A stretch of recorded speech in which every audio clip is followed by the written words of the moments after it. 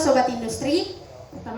Pertama-tama, perkenalkan kami dari tim Downless yang terdiri dari Sasi Dwi Admin PS, yaitu saya sendiri yang merupakan salah satu mahasiswa tingkat akhir di Politeknik Ati Makassar dengan program studi Teknik Kimia Mineral. Di sebelah kanan saya yaitu Nurul Azizah Rahman yang juga merupakan salah satu mahasiswa tingkat akhir di Politeknik Ati Makassar. Dan di sebelah kiri saya merupakan Anastasia Idelia Putri yang merupakan salah satu mahasiswi yang mendapatkan beasiswa dari PT IMIP.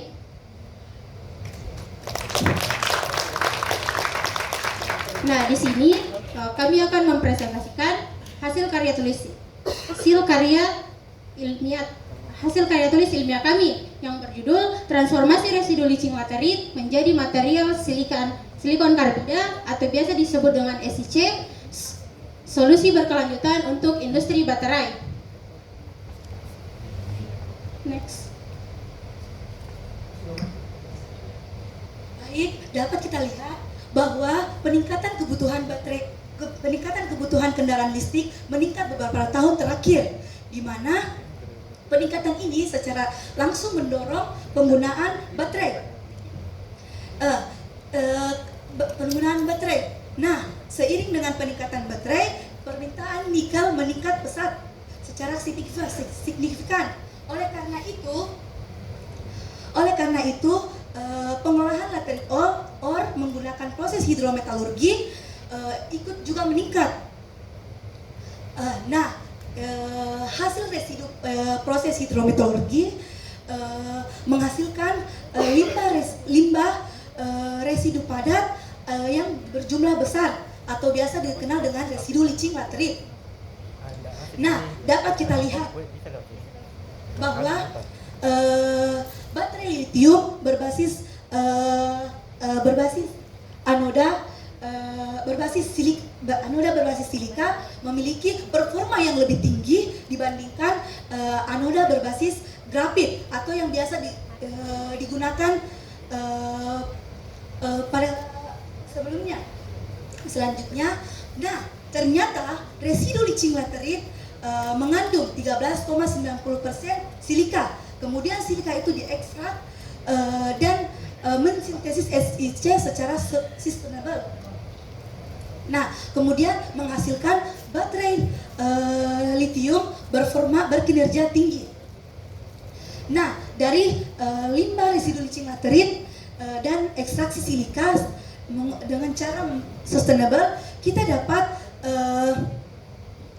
dapat menerapkan prinsip sirkular hidrometalurgi secara zero waste dan sebagainya. Next. Nah, secara teori, ekstraksi silika dari residu licin laterit di mana SiO2 bereaksi dengan NaOH menghasilkan natrium silikat dan H2O. Next, dapat kita lihat bahwa reaksi ini secara spontan bereaksi pada suhu 20 sampai 250 derajat Celcius, di mana delta G bernilai negatif. Bisa kita lihat bahwa natrium silikat terbentuk pada pH 11 ke atas. Selanjutnya dilakukan presipitasi SiO2 dari residu licin laterit, di mana natrium silikat CO2 dan H2O menghasilkan NaCO dan SiO2, di mana presipitasi ini menggunakan gas CO2 untuk menggantikan larutan asam dan menghasilkan produk SiO2. Nah, dapat kita lihat delta G secara negatif, di mana dapat kita ketahui delta G ini bisa beraksi secara spontan. Nah, silika tersebut terbentuk pada SiO2 tersebut terbentuk pada pH di bawah 12. Next. Kemudian sintesis SiC, di mana SiO2 dan 3C direaksikan dengan 3 karbon menghasilkan SiC dan 2CO. Dapat kita lihat di mana reaksi spontan pada suhu 1500 derajat Celcius reaksi spontan terdapat di suhu 1500 derajat Celcius. 1500. Nah, di mana semakin tinggi suhu, semakin menghasilkan ke arah produk. Nah, dari tiga proses tersebut dapat mewakilkan menjadi zero waste, circular economy, dan penambahan nilai tinggi.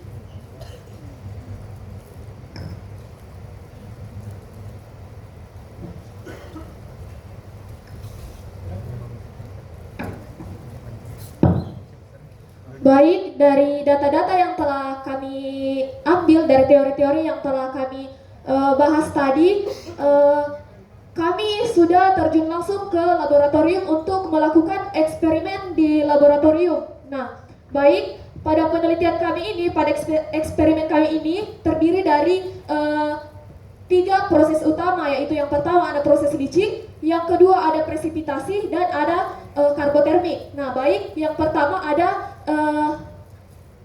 proses leaching. Nah, proses leaching ini kami menggunakan desain eksperimen BBD dengan memvariasikan 4 faktor utama atau 4 parameter utama. Yang pertama itu ada temperatur, pada temperatur 30 sampai 90 derajat Celcius dengan konsentrasi NaOH 1 sampai 5 dengan rasio pada cair 0,1 sampai 0,5 gram per mililiter dengan durasi selama 30 sampai 120 menit. Nah, proses leaching ini kami lakukan di dalam reaktor berpengaduk. Nah, yang pertama itu NaOH dimasukkan ke dalam reaktor ini. Kemudian setelah suhu sudah mencapai suhu yang diinginkan, kemudian dimasukkanlah residu leaching laterin, kemudian akan di-leaching selama 120 menit. Nah, setelah proses leaching ini selesai, kemudian akan dilakukan penyaringan, pemisahan untuk memisahkan residu dengan filtrat yang mengandung natrium silika. Nah, kemudian setelah proses leaching, kemudian filtrat yang telah didapatkan dari yang mengandung natrium silikat ini akan dilanjutkan untuk presipitasi menggunakan gas karbon dioksida. Nah, bisa kita lihat di sini kami menggunakan juga desain eksperimen BBD, namun di sini kami memvariasikan 3 faktor. Yang pertama ada suhu, pada suhu 30 sampai 60 derajat Celcius, pada pH 6 sampai 10 dengan waktu 30 sampai 120 menit. Nah, baik, proses presipitasi ini dilakukan di dalam reaktor. Nah, filtrat natrium silikat ini dimasukkan ke dalam reaktor, kemudian dialiri dengan gas karbon dioksida atau CO2. Nah, bisa kita lihat bahwa pada mula-mula pH sebesar 14, namun setelah dialiri dengan gas karbon dioksida mengalami penurunan pH pada rentang 6 sampai 10. Nah, setelah proses presipitasi ini akan membentuk silika gel. Nah, kemudian akan dilakukan pemisahan kembali untuk memisahkan spent filtrat dan NaHCO3 dan silika gel. Baik, lanjut. Nah, kemudian ada proses pengeringan dan pencampuran, di mana di sini silika gel yang telah dihasilkan dari proses presipitasi akan di-oven pada suhu 110 derajat Celcius, kemudian akan dicampurkan dengan karbon. Nah, setelah dicampurkan dengan karbon dan telah homogen, lanjut akan dilakukan proses karbotermik. Nah, pada suhu 1600 derajat Celcius sehingga menghasilkan SiC. Lanjut. Nah, bisa kita lihat pada penelitian ini kami berfokus pada pengolahan RLL untuk disintesis menjadi SiC. Nah, baik, berdasarkan tadi hasil dari teori dan eksperimen di laboratorium, kita mendapatkan hasil leaching yang dimana kita bisa melihat dari surface plot yang ditampilkan semakin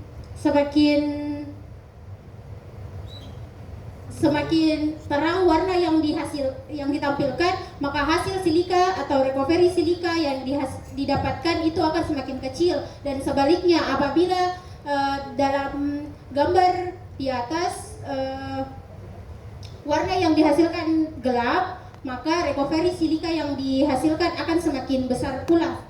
Next. Nah, begitu juga dengan metode presipitasi.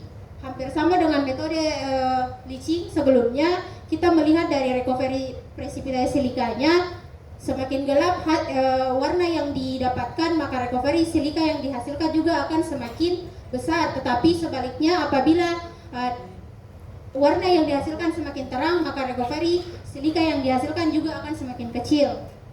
Next. Nah, berbeda dengan karbotermik, di sini karbotermik kita cocokkan dengan pola difraksi eksperimen yang menunjukkan kecocokan posisi puncak dengan referensi standar SIC dengan kode ICDD 96908857 yang mengidentifikasi terbentuknya fase SIC kristalin secara sempurna. Selanjutnya, nah mungkin teman-teman saya bisa membawakan produk ke depan dewan juri. Next.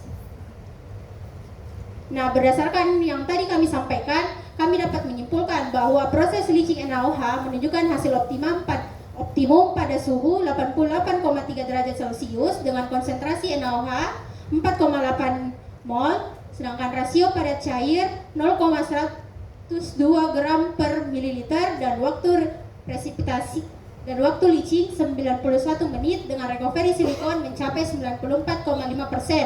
Yang kedua, presipitasi silikon optimum pada pH 7, suhu 90 derajat Celcius dan waktu 30 menit dengan recovery silika mencapai 91,51%. Dan selanjutnya, hasil karakterisasi XRD menunjukkan bahwa kristal SiC terbentuk dengan kemurnian yang tinggi sesuai dengan pola difraksi referensial standarnya. Nah, dari ketiga ini, penelitian ini mendukung transformasi limbah menjadi produk bernilai tambah tinggi serta mengurangi dampak lingkungan dari industri pertambangan. Mungkin itu saja yang bisa kami sampaikan. Wabillahi taufiq wal hidayah. Wassalamualaikum warahmatullahi wabarakatuh. Baik, kita beri tepuk tangan yang meriah untuk tim Dewas Aktif. Selanjutnya untuk sesi tanya jawab, saya persilakan kepada Bapak Ibu Dewan Juri untuk memberikan pertanyaannya.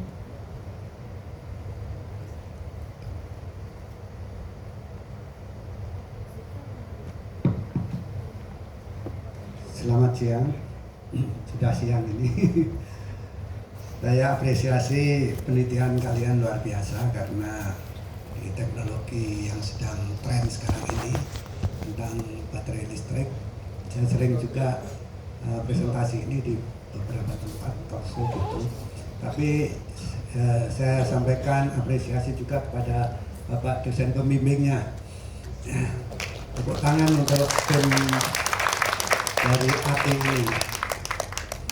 Itu saya lihat tadi prosesnya adalah Anda memakai saprolite atau limonite, kayak limonite kan ya. Terus Anda menggunakan menggunakan atmospheric leaching ya. Bagaimana kalau nantinya itu hasil residunya itu diambil dari high pressure acid leaching? Karena saya belum tahu juga yang leaching dengan atmosfer itu belum pernah saya lihat secara praktis, tapi kalau yang high pressure di kawasan ini banyak. Itu sumbernya cukup besar, cuma saya nggak tahu kandungannya seperti apa.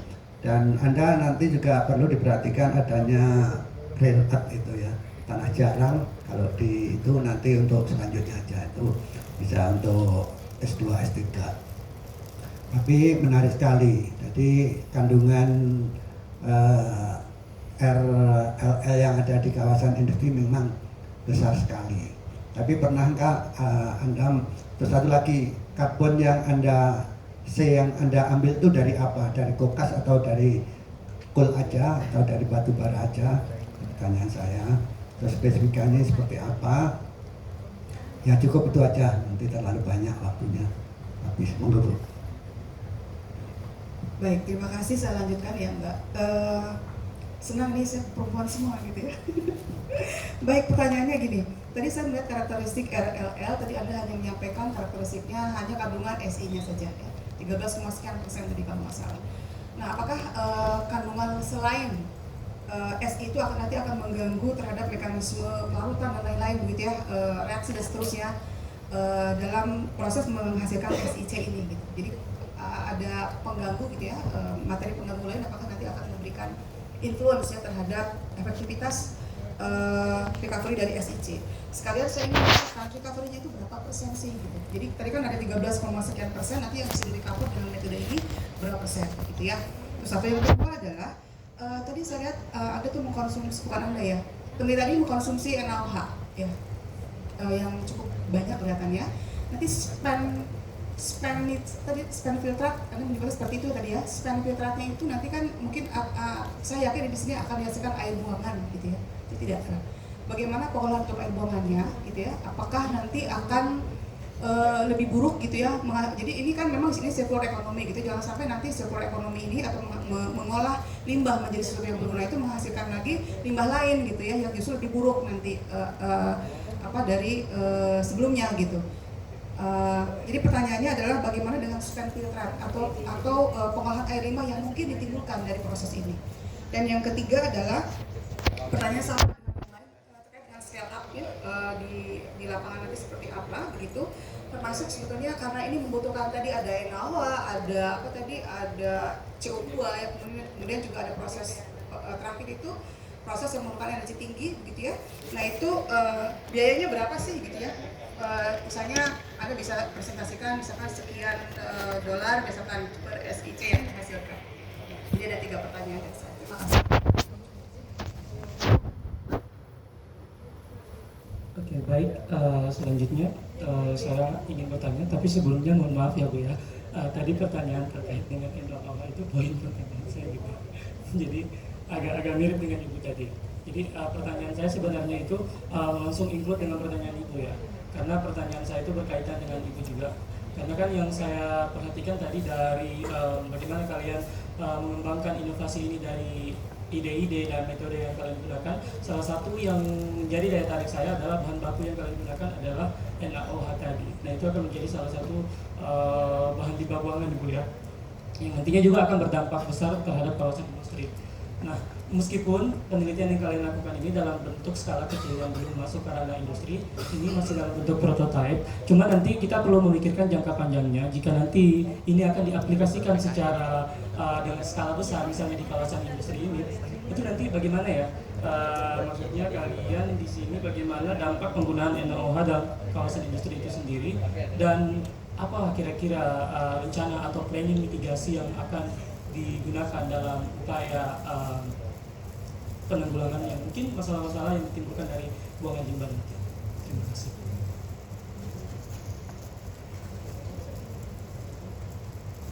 Baik, terima kasih atas pertanyaan yang diberikan. Saya izin untuk mereview ulang pertanyaan dari Pak Joko tentang bagaimana hasil residu diambil dari proses high pressure leaching dan bahan residu yang digunakan apakah diambil dari kokas atau batu bara yang lainnya. Dan kemudian pertanyaan dari Ibu Kania yang pertama tentang bagaimana pengolahan air buangan yang dihasilkan dari proses, kemudian tentang bagaimana recovery, tentang recovery berapa persen, dan faktor yang mengaruhi proses recovery-nya. Yang ketiga yaitu terkait penerapan di lapangannya seperti apa, seperti nanti dapat dijelaskan biaya dan lain sebagainya.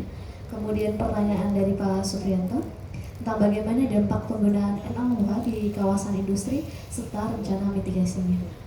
Mungkin dapat dijawab secara singkat, padat, dan tepat oleh tim Dewan Ati. Dipersilakan.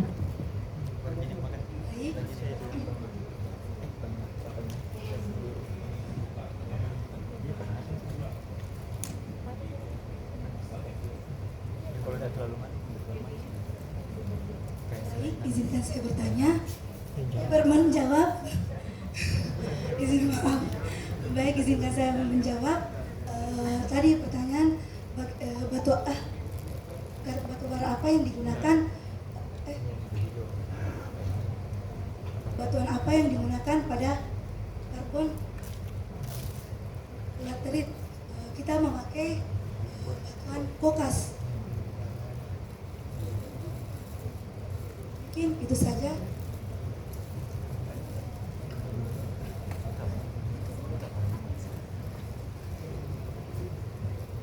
Kita beri tepuk tangan untuk tim Ati, kita beri semangat.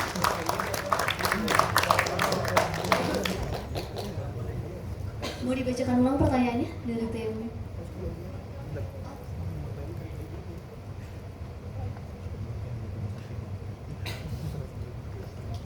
Tes. Baik, pertanyaannya tadi kan yang spin filtrate ya Bu. Nah, pada penelitian ini NaCO3 biasanya digunakan kembali dengan untuk CaOH2 untuk memproduksi untuk di leaching kembali dan menghasilkan CaCO3 menghasilkan CO3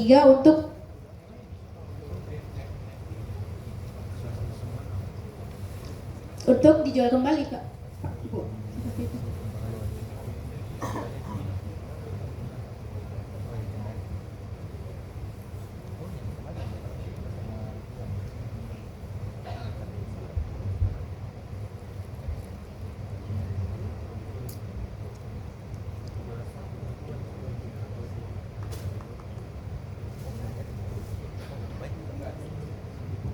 Mungkin usul Mbak bisa dapat dibacakan pertanyaannya langsung dijawab satu-satu mungkin ya. Oh baik. Gitu aja.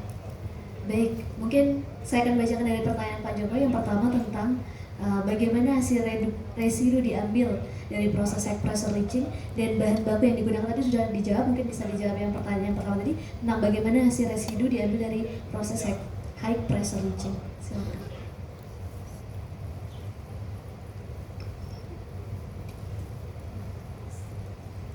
Material yang digunakan itu material bekas saja. Kemudian Baik, untuk pertanyaan selanjutnya dari pertanyaan Pak Supriyanto tentang bagaimana dampak penggunaan NaOH di kawasan industri dan bagaimana rencana mitigasi yang akan dilakukan. Silakan dijawab.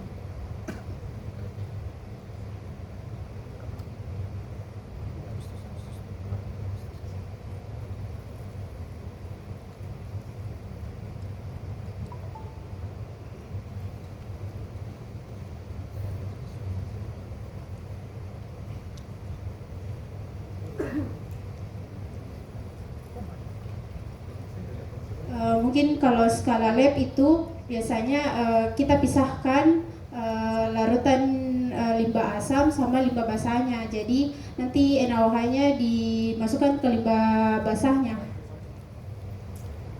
Dan nanti dibuatkan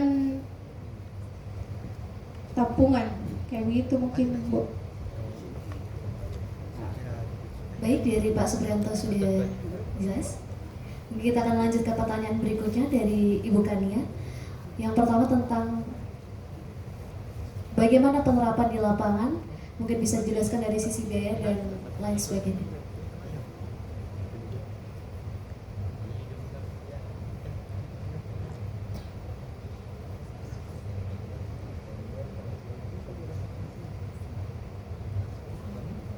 Mungkin kalau untuk biaya lapangannya ini cukup murah, sekitaran tidak sampai sejutaan Bu untuk biaya itunya. Untuk skala industrinya Itu kan untuk biaya Anda melakukan penelitian ya. Tadi pertanyaan saya adalah untuk menghasilkan SiC itu berapa biaya diperlukan gitu. Kan mungkin Anda menghitungnya dari NaOH ini yang dipakai, dari CO2 dipakai, dari pembakaran tadi kan ya, diakhiri dari pembakaran untuk menghasilkan SiC tadi. Nah itu kira-kira biaya berapa biayanya gitu. Seperti tadi kan misalkan sekian dolar per ton SiC yang dihasilkan atau yang di recovery gitu misalnya.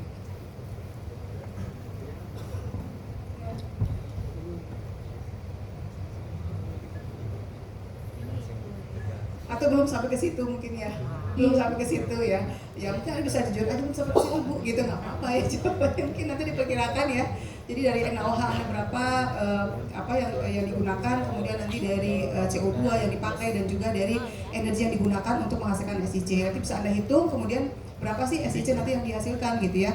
Termasuk tadi pertanyaan saya belum dijawab, recovery-nya itu berapa sih gitu. Dari 13, sekian persen SI yang ada di dalam LL itu berapa persen yang bisa diambil?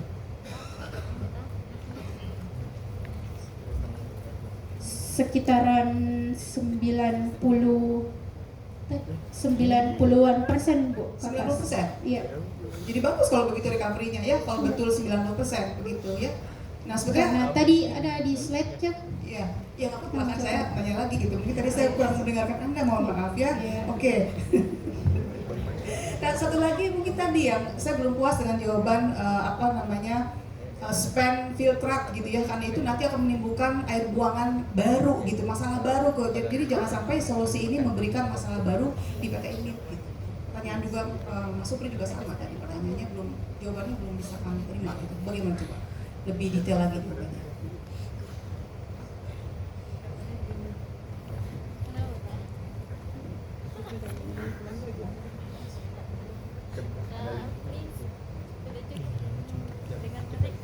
Iya, jadi tadi pertanyaannya terkait dengan limbah buangannya ya, terkait dengan NaOH tadi. Itu kan kalian tadi berusaha menjawab dalam skala ya. Cuman ini bukan dalam hal yang langsung aksi nyata gitu loh. Maksudnya ini semacam kalian plan kalian ke depannya ketika nanti ini diaplikasikan di skala industri, kan industri ini kan besar ya. Jadi kayak bahan baku yang kalian gunakan itu juga dalam jumlah besar. Jangan nanti seperti yang Ibu jelaskan, kalian memberikan solusi tapi memunculkan masalah baru bagi lingkungan. Jadi kira-kira apa ide yang ada dalam gambaran kalian terkait dengan mungkin mitigasi dari buangan limbah yang kalian gunakan?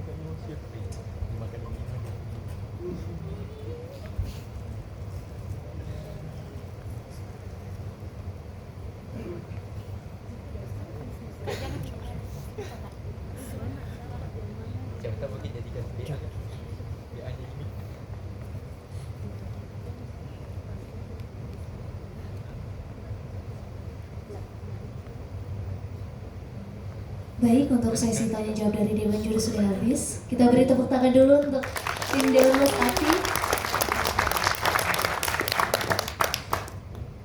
Selanjutnya mungkin ada pertanyaan dari peserta atau audiens yang ingin ditanyakan. Kami persilakan.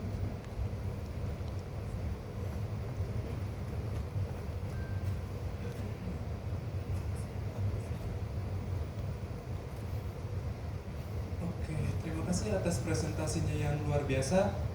Mungkin ini sedikit kembali ke awal. Jadi mau bertanya terkait sebenarnya material SiC ini itu apa sih, dan di dalam industri baterai itu dia sebagai apa? Karena yang saya tahu mungkin itu terkait di industri baterai terkait yang EV emanasi atau bisa disebut dengan manganese nikel kobalt ataupun LFP lithium ferrous fosfat begitu. Terima kasih.